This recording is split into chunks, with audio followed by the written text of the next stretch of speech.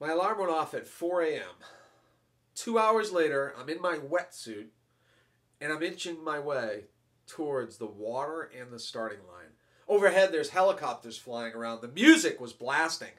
And over the loudspeaker, the announcer's saying, it's time, you have to get in the water now. You're all going to be Iron Man today. You're going to be an Iron Man today.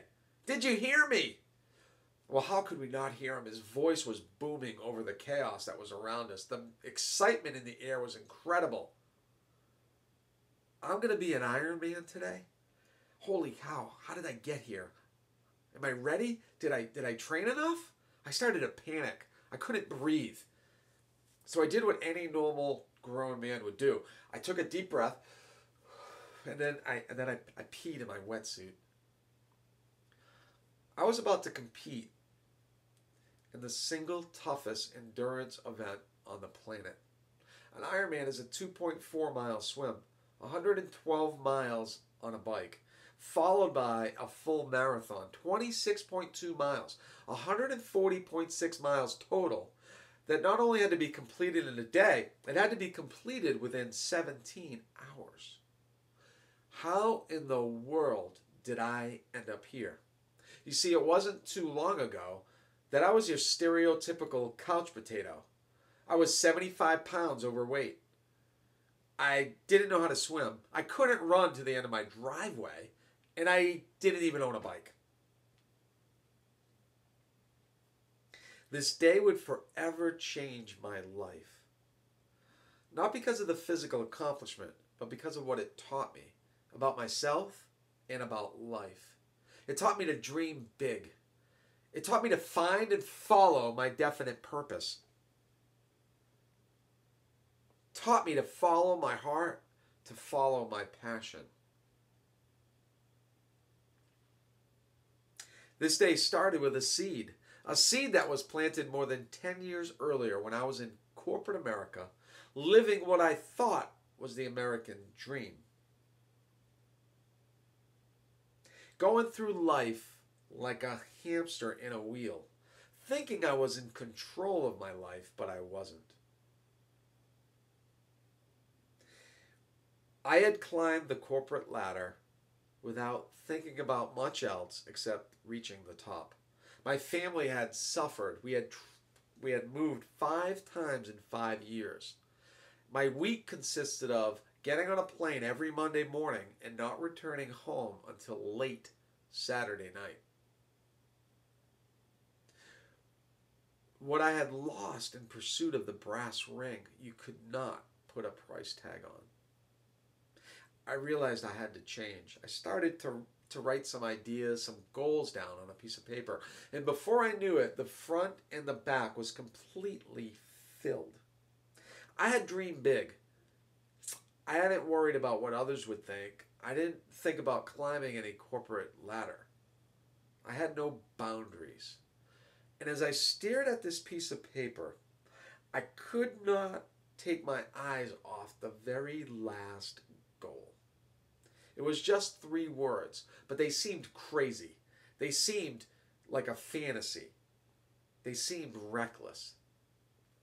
They seemed impossible. Those 3 words were complete an Iron Man. What I didn't realize then was just how important this goal would be for me in my life. And as I stared at it right away, the negative voices that we all kind of get sometimes were pouring in. You can't do that. You're fat. You can't run. You can't bike. You can't swim. You can't. I really had no idea how I would accomplish this goal. I thought about scratching it off the piece of paper, but I didn't. And I thank God that I didn't. 2,700 athletes would be inching their way to the starting line that morning with me. It would record the single worst weather in Ironman history. Record cold and rain from start to finish. A good friend of mine at the start gave me incredible advice. She said, Peter, just like life sometimes, you're going to want to quit out there. It's going to seem really hard. But just keep moving forward and it'll pass. It'll get easier. Well, it did get hard. I was hurting and I felt like quitting. But I remembered her advice and I just kept moving forward. And it did pass. And it did get a little easier.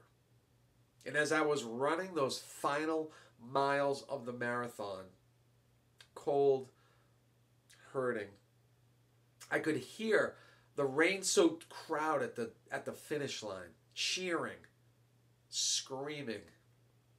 And as I took the final corner, all of a sudden I saw my daughters, Hannah and Sarah. And I grabbed each by their hands. And we started towards the finish line, the last 50 yards. And I told them I loved them. I told them how much I appreciated them. And as we ran with our hands raised, even though the noise was incredible, I only heard this. I heard my daughters say, Daddy, I love you. The Ironman turned out to be much more than just a race for me. It turned out to be a symbol to dream big, no matter what. It taught me that each and every one of us has unlimited potential inside of us. And no matter what the dream is, the answer is always yes, you can. A big dream is not planted inside of you unless you have the potential and the capacity to achieve it. So dream big. Always dream big.